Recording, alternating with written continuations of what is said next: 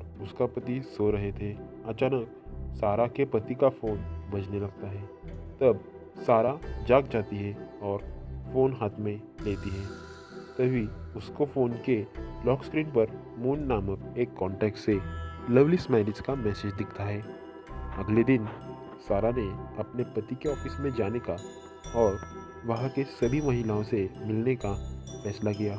पहले सारा मोनिका ओनर से मिलती है और बात करती है तो मोनिका कहती है, मैंने कभी भी किसी शादीशुदा आदमी के साथ अफेयर नहीं रखा।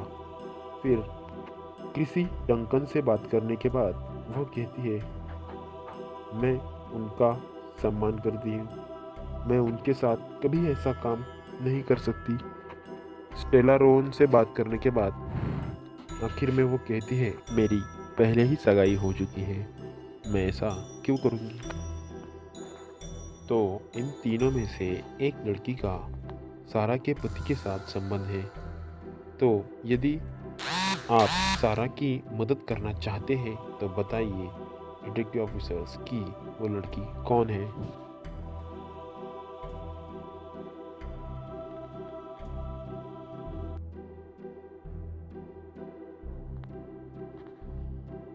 चलिए डिटेक्टिव ऑफिसर्स, मैं बताता हूँ कि सारा के पति के साथ किसका अफेयर है।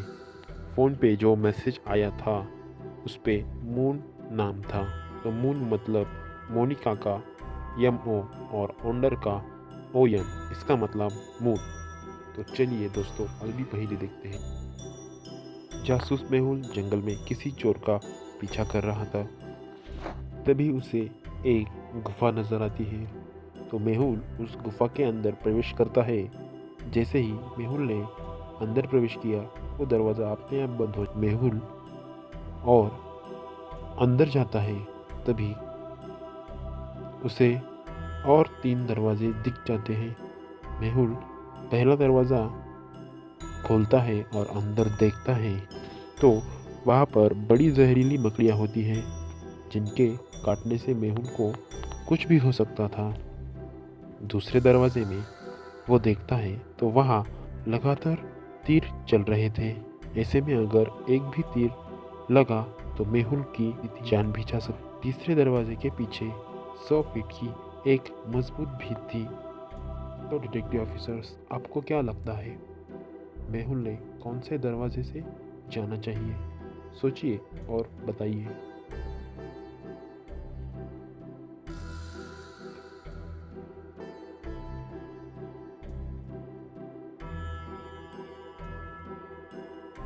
चलिए मैं बताता हूँ डिटेक्टिव ऑफिसर्स। मेहुल दूसरे दरवाजे से बाहर निकल जा सकता है क्योंकि दूसरे दरवाजे में तीर चल रहे थे लेकिन वो सिर के ऊंचाई पर चल रहे थे। तो मेहुल नीचे से झुककर बाहर जा सकता था। तो चलिए दोस्तों अगली पहेली देखते हैं। स्कूल के पहले दिन ही एक स्टूडेंट की हत्या कर दी जाती है। ये खबर डिटेक्टिव मेहुल को पता चलते ही वो स्कूल पहुंचता है और वहाँ के कर्मचारियों से पूछताछ करता है। डीन से पूछताछ करने के बाद डीन कहता है, मैं अपने केबिन में था, मेरा काम कर रहा था। मेहुल टीचर से बात करता है तो टीचर कहती है, मैं क्लासरूम में थी, बच्चों का असाइनमेंट चेक कर रही थी, मुझे कुछ नहीं पता। आखिर में मेहुल मेल बॉय से बात करता है। वो कहता है, मैं तो मेल देने के लिए गया था। तो इसके बाद मेहुल स्वीपर से कहता है। तो वो मेहुल से कहता है कि मैं टॉयलेट की सफाई कर रहा था, मुझे कुछ भी नहीं पता। तो बताइए डिटेक्टिव ऑफिसर्स, इन चारों में से किसने उस बच्चे को मारा होगा?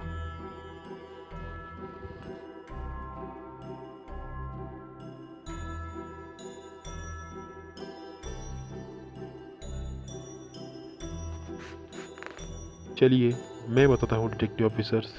उस बच्चे को उस टीचर ने ही मारा है क्योंकि स्कूल के पहले दिन ही असाइनमेंट कैसे हो सकते हैं, वो झूठ बोल रही थी।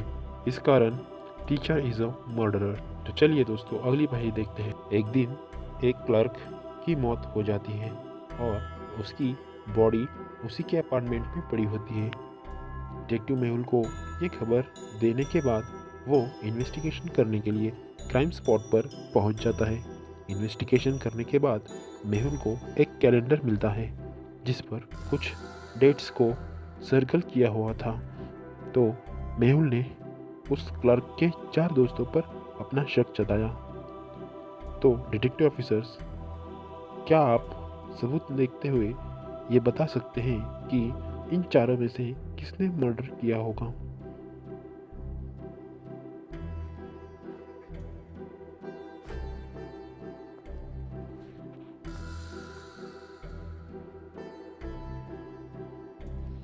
चलिए डिटेक्टिव ऑफिसर्स, मैं बताता हूँ। यह मर्डर जेसन ने ही किया है, क्योंकि वो चिन्हित संख्या और जेसन के नाम के अक्षर वर्ष के महीनों की ओर इशारा करते हुए है। तो इसके अनुसार जेसन ने ही पहला मर्डर कर दिया है। चलिए दोस्तों, अगली पहेली देखते हैं। एक बच्चे को अपने पास के प्लेग्राउंड से मतलब पार्क से किडनैप किया जाता है। मेहुल को ये बात पता चलते ही मेहुल उस ग्राउंड पर पहुंच जाता है। वहां पहुंचने के बाद मेहुल उस बच्चे की माँ से बातचीत करता है। तो माँ कहती है, मैं वर्षों से इस पार्क में आती जाती हूँ, मैं यहाँ सभी को जानती हूँ, और जब उसका अपहरण हुआ तब यहाँ पे कोई अनजान व्यक्ति भी नहीं था। तो उसके बाद मेहुल वहाँ के अन्य लोगों से पूछताछ करता है।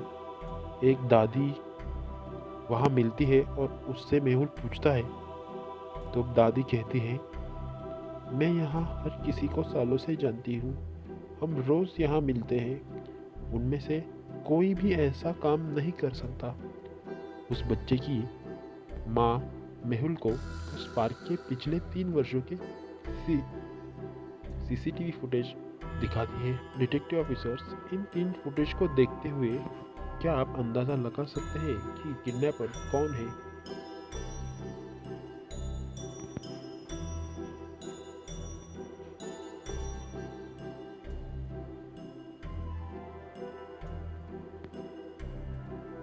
चलिए डिटेक्टिव ऑफिसर्स, मैं बताता हूँ। बी में दिखाई देने वाली लड़की ही किडनैपर है, क्योंकि तीनों फुटेजों में इस लड़की को बेबी कार्ड के साथ आप देख सकते हैं। अगर उसका बच्चा होता तो 3 वर्ष में वो बड़ा होना चाहिए था। तो चलिए दोस्तों, अगली पहेली देखते हैं। ये मिस्टर थॉमसन शहर के सबसे अमीर व्यक्ति में से एक थे। उनको 2 बेटे और 1 बेटी थी। कुछ झगड़ों के कारण उन्होंने अपने दोनों बेटों को छोड़ दिया था। एक दिन उनके छोटे बेटे रवि पर हमला किया जाता है। रवि बच जाता है, लेकिन उसकी हालत बहुत गंभीर थी। फौरन जासूस मेहुल को अस्पताल में बुलाया जाता है। जासूस मेहुल रवि के पिता को फ़ोन करता है और कहता है कि आपका बेटा अस्पताल में है, कृपया जल्दी आ जाइए। इसके बाद मेहुल ने रवि के भाई को फ़ोन किया और उसे बताया कि आपका भाई अस्पताल में है, कृपया जल्दी आइए। इसके बाद मेहुल ने रवि की बहन को फ़ोन किया और बताया कि उसका भाई अस्पताल में है, कृपया जल्दी आ जाओ। तो ये तीनों अस्पताल पहुंच जाते हैं। इन तीनों को देखते हुए क्या आप बता सकते हैं डिटेक्टिव ऑफिसर्स कि रवि को मारने की कोशिश किसने की होगी?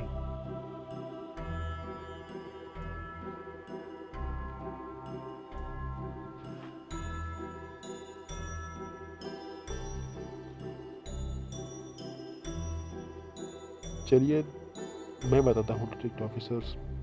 मिस्टर थॉमसन के 2 बेटे थे और मेहुल ने मिस्टर थॉमसन को फ़ोन पे ये नहीं बताया था कि कौन सा बेटा अस्पताल में है। तो उसे कैसे पता चला?